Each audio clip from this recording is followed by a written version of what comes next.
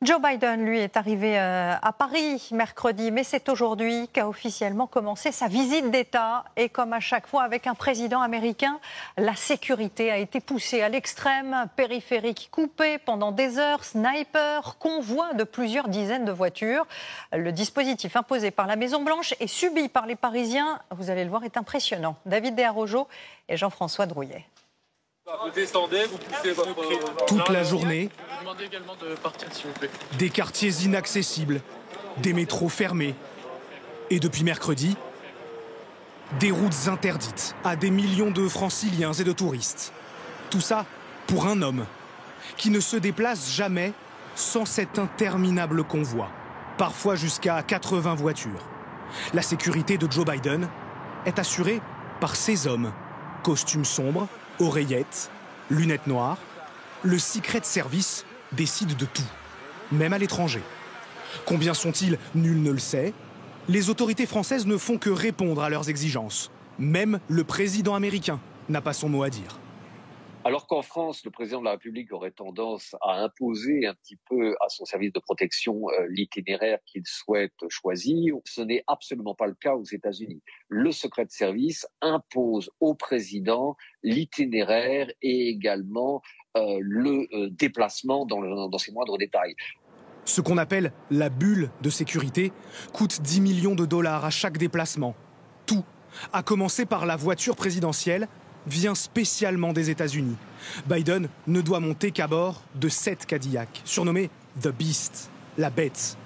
Voiture au blindage militaire, 20 cm d'épaisseur, équipée de gaz lacrymogène, de fusils mitrailleurs et même de poches de sang pour transfuser le président en cas de blessure.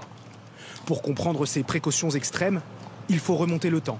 1963 à Dallas, John Fitzgerald Kennedy, à l'époque, à bord d'une décapotable, était assassiné.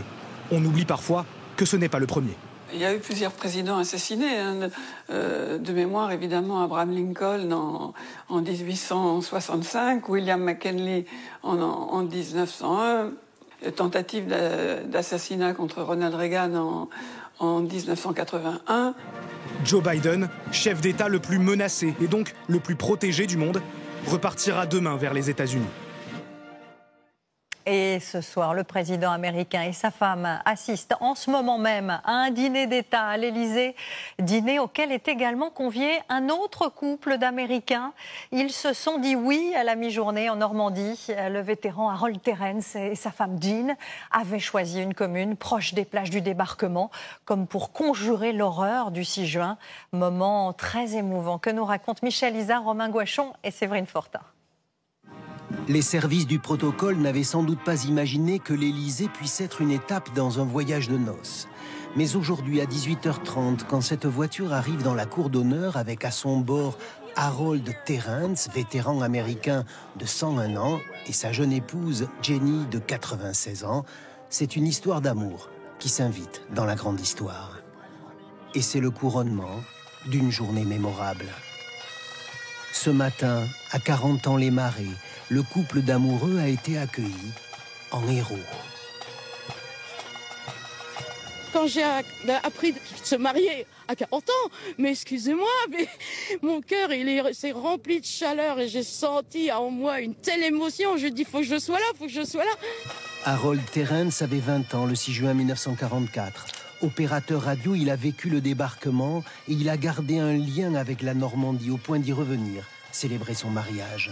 Je ne me suis jamais senti aussi bien de ma vie. C'est le plus beau jour de mes 100 ans sur Terre. Je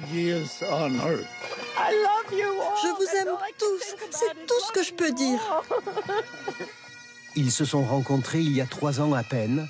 Le coup de foudre a remplacé les coups de canon. Je trouve ça très émouvant.